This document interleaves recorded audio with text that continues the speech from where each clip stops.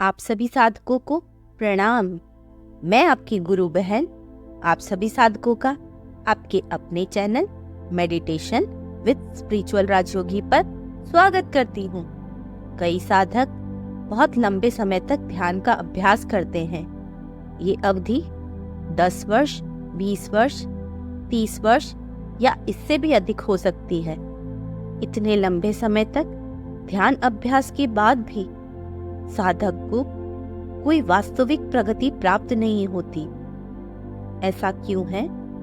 इसका कारण जानने के लिए मैं आपको इस वीडियो के माध्यम से एक ऐसे साधक की ध्यान मार्ग की यात्रा का वर्णन करूंगी जो कि दिल्ली के रहने वाले हैं और राजयोगी जी से पिछले 15 वर्षों से जुड़े हैं, पर इनकी ध्यान की प्रगति रुक गई है। इतनी लंबी अवधि तक ध्यान अभ्यास करने के बाद भी इन साधक की प्रगति क्यों रुक गई है, यह जानने के लिए आप इस वीडियो को अंत तक देखें। ये यात्रा है गुरु भाई मारुति नंदन योगी जी की। मारुति नंदन जी मूलतः दिल्ली के निवासी हैं। बचपन में जब ये 8 से 9 वर्ष के थे तब इन्हें हनुमान जी बेहद प्रिय भगवान लगते थे। ये अपनी माताजी से हमेशा पूछते रहते थे कि इन राम भक्त हनुमान की भक्ति वे कैसे कर सकते हैं। इनकी बाल सुलभ मन को शांत करने के लिए इनकी माताजी ने इनके हाथ में एक छोटी सी हनुमान चालीसा की किताब पकड़ाकर उसे हर मंगलवार पढ़ने को कहा। ये छोटे से हनुमान भक्त बड़े ही प्रेम भाव से अपने कोमल हृदय के साथ हनुमान चालीसा का पाठ करने लगे। तीसरे या चौथे मंगलवार जब ये हनुमान चालीसा का पाठ कर रहे थे तो जिस कमरे में बैठकर ये पाठ कर रहे थे वहां हनुमान जी ने वानर रूप में इन्हें दर्शन दिए। मारुति नंदन जी वानर रूप में हनुमान जी को देखकर थोड़े डर गए। उन्होंने देखा कि वह वानर उन्हें एकटक देख रहा था। उन्हें लगा उनकी माताजी शायद उनके पीछे या आसपास हो तो उस वानर को भगा देंगी।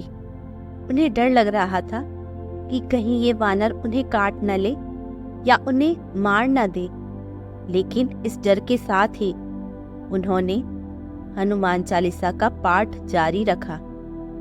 उन्होंने इस वानर से नजरें हटाकर नीचे हाथों में हनुमान चालीसा की किताब पढ़ रखी थी। वे धीरे धीरे इस किताब से पूरी हनुमान चालीसा पढ़ने लगे और जैसे ही हनुमान चालीसा खत्म हुई और उन्होंने नजरें ऊपर उठाई तो उन्हें ये वानर दिखाई नहीं दिया। जब उन्होंने ये बात अपनी माताजी को बताई कि कमरे में चालीसा पढ़ते समय वानर आ गया था, तब उनकी माताजी ने उनसे कहा कि मैं तो कमरे के बाहर ही बैठी थी, यहाँ तो कोई बंदर नहीं आया। पर इस घटना से माताजी जान गई कि उनके पुत्र की सरलता, उनके प्रेम, उनकी दया व सच्चे भाव से भरकर हनुमान जी ने वानर रूप में मारुति नंदन योगी जी को दर्शन दिए हैं। लेकिन साथ ही उनकी माताजी ने ये सोचा कि ईश्वरीय मार्ग को जानने की अभी उनकी उम्र नहीं हुई है, इसलिए उन्होंने अपने पुत्र को हनुमान चालीसा का पाठ करने से मना कर दिया। 2001 में मारुति नंदन जी जॉब के लिए लाजपत नगर रहते थे। जिस मकान में वे रहते थे वे लोग किसी गुरु से मंत्र लेकर उसका जाप करते थे, सत्संग में जाते थे, भजन आदि करते थे और मारुति नंदन जी भी उन लोगों के साथ रहकर ये सब कार्य करते थे। मारुति नंदन जी ने इनके गुरु के साहित्य को भी पढ़ा। इन साहित्य को पढ़ते पढ़ते वहां से इनकी रुचि ध्यान में उत्पन्न हुई। वे इस परिवार के साथ उन गुरु से मिले और 15 जुलाई 2001 को इन्होंने मंत्र जाप की दीक्षा ली। जब ये नए नए साधक थे तो पूरे मनोयोग के साथ मंत्र जाप करते थे। इन्हें मंत्र जाप से बहुत से अनुभव भी प्राप्त हुए, जैसे जब ये कमरे में अकेले बैठे हैं या किसी से बात कर रहे हैं तो अचानक बहुत अच्छी पवित्र सी चंदन की तेज खुशबू इन्हें आने लगती थी। इन्हें लगता था शायद किसी ने आसपास अगरबत्ती जलाई हो। इस बात को जानने के लिए वे खुशबू कहाँ से आ रही है उस स्रोत को ढूंढते, पर उन्हें पता नहीं चलता। कभी कभी इन्हें कहीं बैठे समय एक तेज हवा का झोंका सा लगता, जिससे बिना किसी कारण के ही इन्हें परम आनंद सा महसूस होने लगता। और ऐसा उनके साथ कई बार होता रहा। मंत्र जाप करते करते इन साधक में तीव्र वैराग्य भी उत्पन्न हो रहा था। इस शमशान में बैठकर घंटों चिता को जलते देखते रहते, तो कभी नदी के किनारे बैठकर मंत्र जाप करते रहते। ये अधिकतर समय घर से बाहर ही रहते और मंत्र जाप साधना करते करते इन्होंने लगभग घर को छोड़ने का मन भी बना लिया था। जब कोई साधक मंत्र जाप आदि के माध्यम से आध्यात्मिकता की अनुभूति करता है, तब उसमें वैराग्य की भावना जागृत होती है।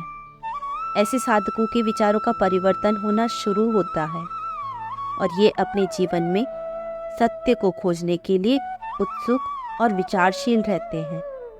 सत्य की खोज के विचार को उन्मुखी होने और संसार में सुख की प्राप्ति पर संदेह करने के परिणाम स्वरूप साधकों में संसार के प्रति वैराग्य की भावना जागृत होने लगती है। ऐसा साधक आस्था के बाहर के विषयों पर आसक्ति छोड़ देता है और उसे वैराग्य में ही संतोष, मानसिक शांति और स्थिरता प्रदान होने लगती है।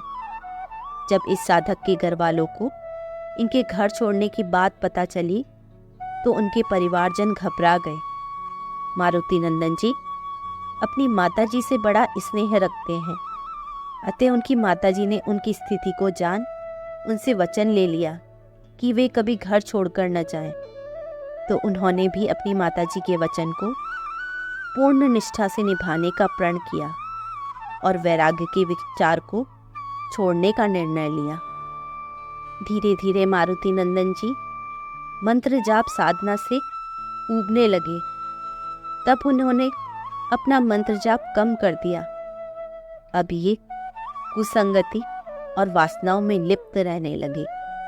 आध्यात्मिक मार्ग पर चल रहे साधक को बुरे कर्म, बुरे विचारों वाले लोगों से दूर ही रहना चाहिए, अन्यथा किसी न किसी रूप में उसके विचार आप पर प्रभावी हो ही जाएंगे। इंद्रियों को संतुष्ट कर पाना किसी भी साधन संपन्न व्यक्ति के लिए संभव नहीं हो सकता।